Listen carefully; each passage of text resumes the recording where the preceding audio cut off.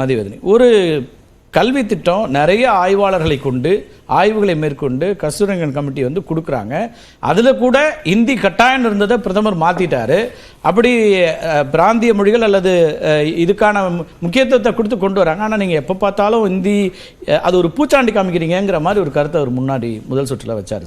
ஒரு சின்ன திருத்தம், கல்வியாளர்களை மட்டுமே வைத்து நியூ எஜுகேஷன் பாலிசி கொண்டு வரப்படலை. அதை நம்ம அப்போ இருந்தே சொல்லிட்டு இருக்கோம். கல்வியாளர்களை வைத்து அது கொண்டு வரப்படலை.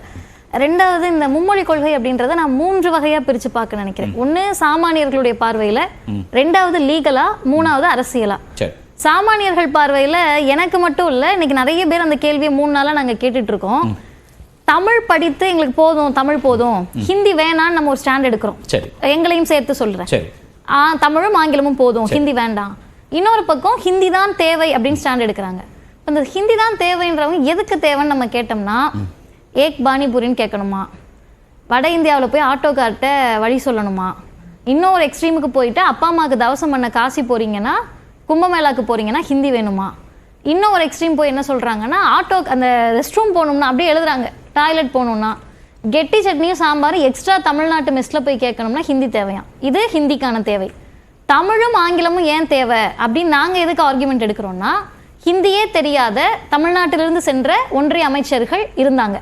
இன்னும் சொல்ல போனால் பிஜேபியை சார்ந்த என்னால் ஹிந்தி கற்றுக்க முடியாமல் போயிடுச்சு அப்படின்னு வேதனைப்பட்டு, இல்லை நீங்கள் சொல்கிறது பொய்யுங்க, உங்களால் ஹிந்தி கற்றுக்க முடிஞ்சிச்சு, வாய்ப்பு இருந்துச்சு நம்ம நிரூபிச்சிட்டாலும் கூட, அப்படி ஹிந்தி கற்றுக்க முடியாமல் வாய்ப்பற்று போன ஒன்றிய நிதியமைச்சர் நிர்மலா சீதாராமன் அவர்கள் இன்றைக்கு ஒன்றிய அமைச்சர், தமிழும் ஆங்கிலமும் தெரிஞ்சே.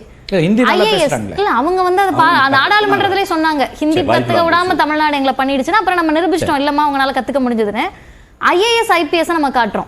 ஐஏஎஸ் அப்படின்னு எடுத்துக்கிட்டீங்கன்னா, ஆர் பாலகிருஷ்ணன் சார் வந்து அவரே பதிவு போட்டாரு. அவர் எம்ஏ தமிழ், இது வந்து மக்களுக்கு தெரியணும், முதுகலை தமிழ் முடிச்சவர்.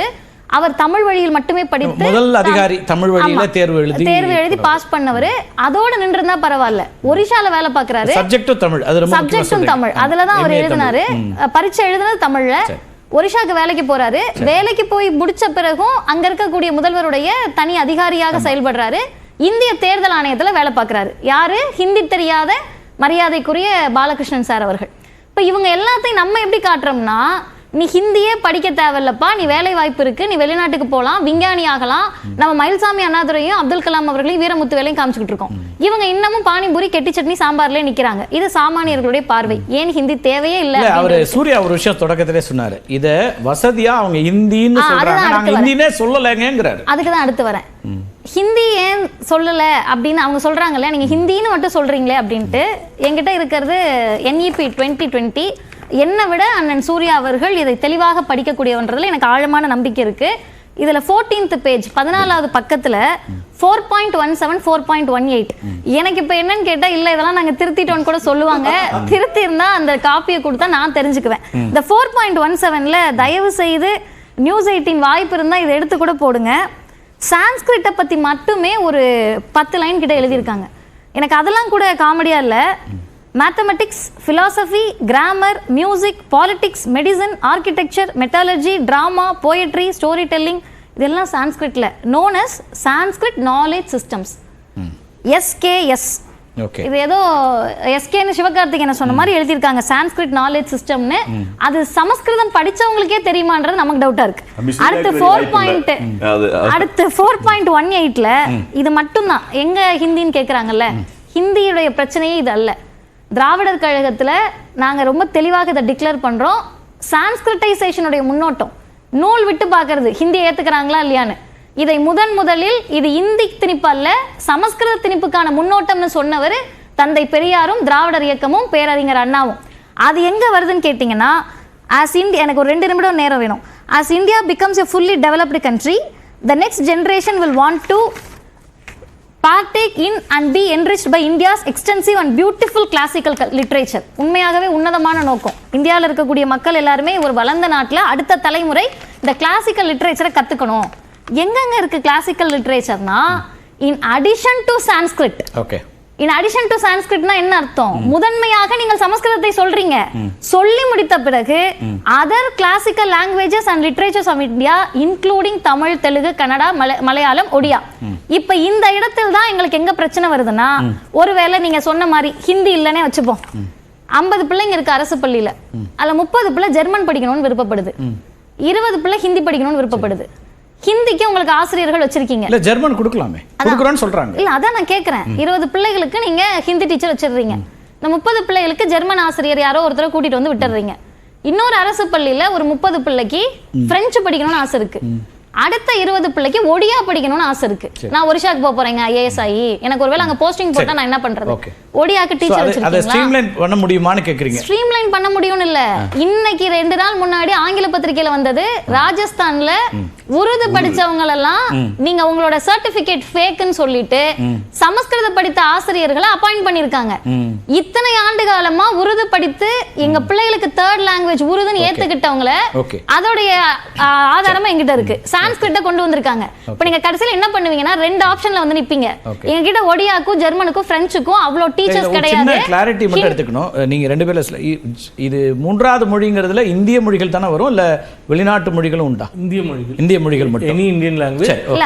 இன்னொன்னு அடிஷன், இந்த முழுக்க இல்ல அதுதான் அவங்க ஒடியாவும் சொன்னாங்க. அவங்க சொல்றாங்க 2 லாங்குவேஜ் ஷார்ட் லிஸ்ட் பண்ணிடுவோன்னு, அது முழு பவர் அதிகாரம் எல்லாமே மாநில அரசாங்கத்திற்கு, மத்திய அரசுக்கு அதுல எந்த ரோலுமே கிடையாதுன்றது தெரியும். மாநில அரசாங்க அதிகாரம் இருக்குன்னு எங்களை கேட்காம எண்ணிட்டு கொண்டு வந்து எங்களை கேட்காம இன்னும் 2 பேர் ஒரே ஒரு திருத்தம் இல்ல, அவங்க சொன்னது கருத்தியல் ரீதியா இல்ல, ஃபேக்சுவலா. அதனால இதோட நான் இந்த சிட்ல இந்திய மொழிகள் மட்டும் இல்ல 4.20ல in addition to high quality offerings in Indian languages and English, foreign languages such as Korean, Japanese, Thai, French, German, Spanish, Portuguese and Russian will also be offered at the secondary level for students to learn about the cultures of the world அப்படின்றாங்க. இதுக்கெல்லாம் ஆசிரியர்கள் இருக்காங்களா இல்லையான்றது 2வது வருவோம்.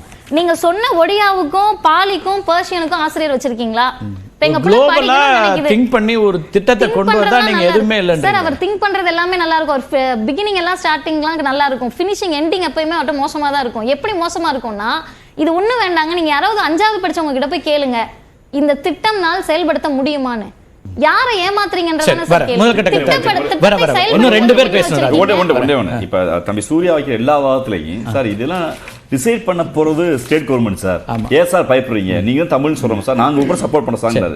எங்களுக்கு என்ன பிரச்சனை, அந்த என்இபின்னு ஒண்ணு வச்சீங்கல்ல, என்இபின்னு ஒண்ணு வச்ச போது எந்த ஸ்டேட் எஜுகேஷன் மினிஸ்டர் இல்ல எந்த ஸ்டேட் சீஃப் மினிஸ்டர் கூப்பிட்டு கேட்டீங்க? அதற்கு மாறா எங்களை யாரையுமே கேட்காம நீங்களே அறிவியல் சாராத ஆளுகளை வச்சுக்கிட்டு ஒரு பாடத்தை கொடுத்தீங்க.